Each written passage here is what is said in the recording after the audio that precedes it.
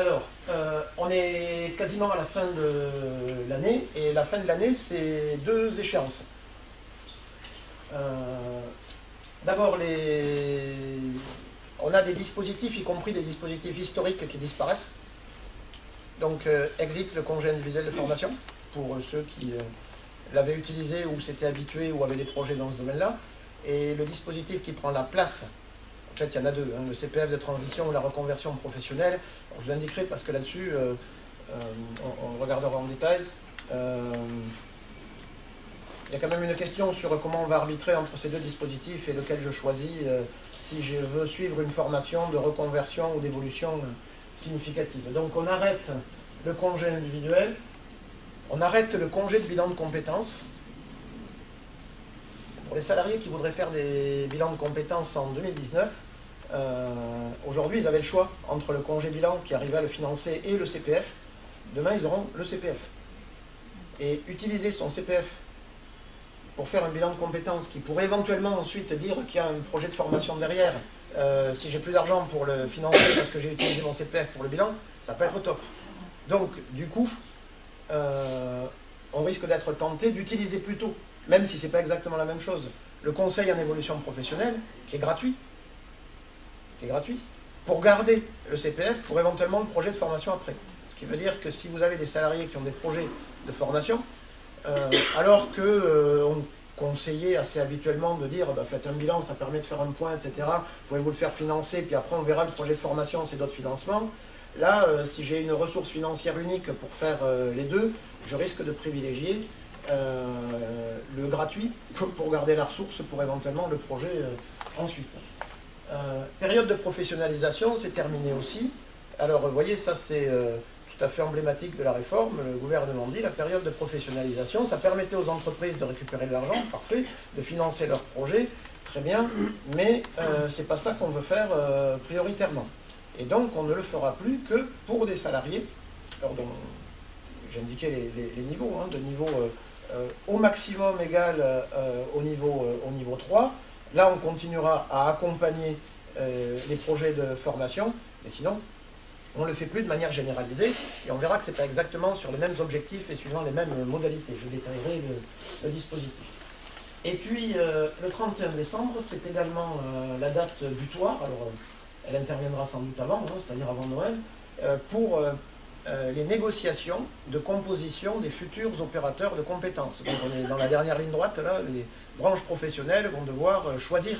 Alors il n'y a pas énormément de suspense sur Constructis, en tout cas sur son existence. Le seul suspense qu'il peut y avoir, c'est la taille finale. C'est-à-dire que les secteurs qui composent aujourd'hui Constructis seront toujours à l'intérieur de Constructis, donc la taille de départ est garantie, et après c'est le champ de croissance.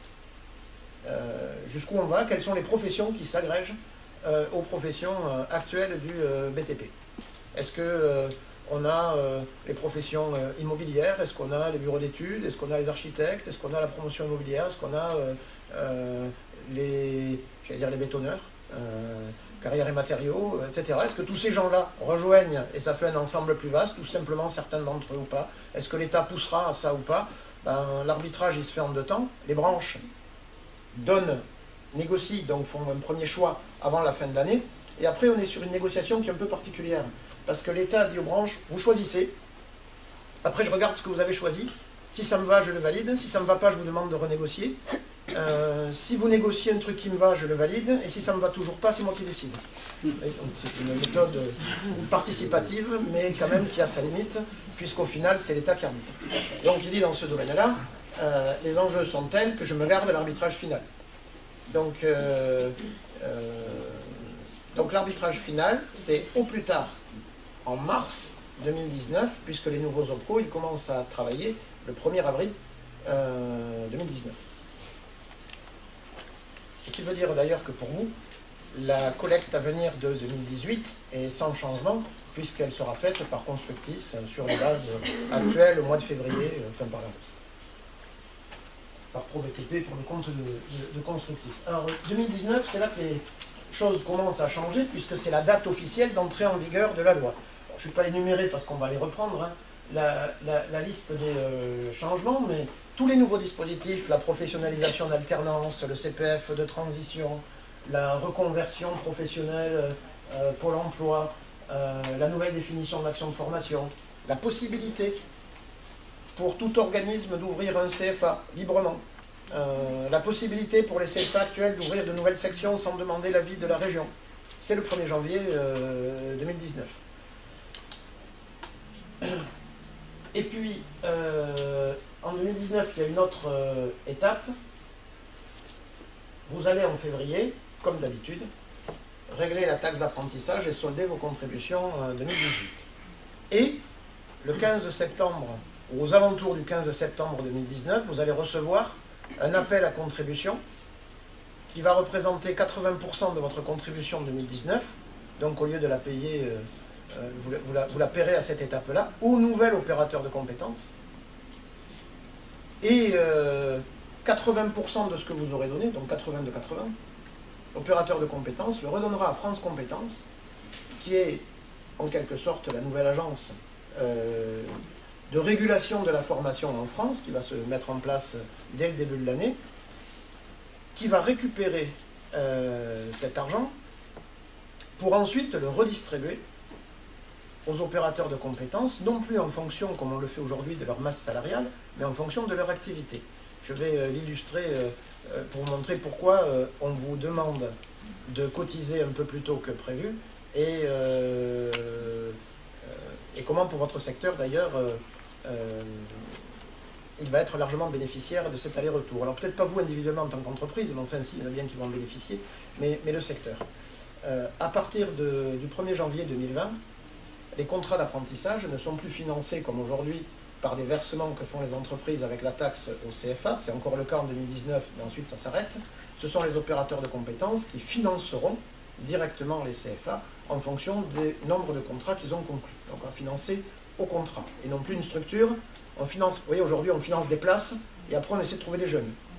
Bon, demain, on va arrêter de financer des places, on va financer des contrats.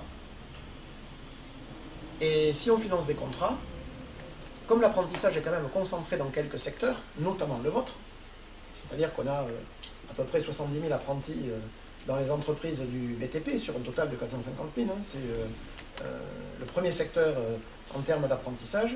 Quand on regarde ce que coûte 70 000 contrats d'apprentissage, si je fais un coût moyen à 6 000 €, je suis à 420 millions. Et 420 millions, ce n'est pas les cotisations de votre secteur qui suffisent pour les financer. Donc, du coup, France Compétences va apporter, pris à d'autres secteurs qui font moins d'apprentissage, notamment, va apporter des contributions pour financer tous ces contrats-là. Et si jamais le secteur, d'ailleurs, développait encore l'apprentissage au-delà de ce qu'il fait aujourd'hui, on continuerait à aller chercher de l'argent ailleurs pour l'apporter aux entreprises. Sur le principe, il n'y aura jamais de refus de financement pour des raisons financières. Donc, pour qu'on puisse avoir très rapidement, parce que il va falloir que Constructis finance, dès le 1er janvier 2020, les contrats d'apprentissage, il va falloir un apport financier pour le secteur. Et c'est la raison pour laquelle France Compétences récupère très tôt, en septembre, des contributions pour les remonter au niveau de France Compétences, qui ensuite alimentera les secteurs qui en ont besoin. Alors concrètement, ça veut dire que vous aurez un appel de contribution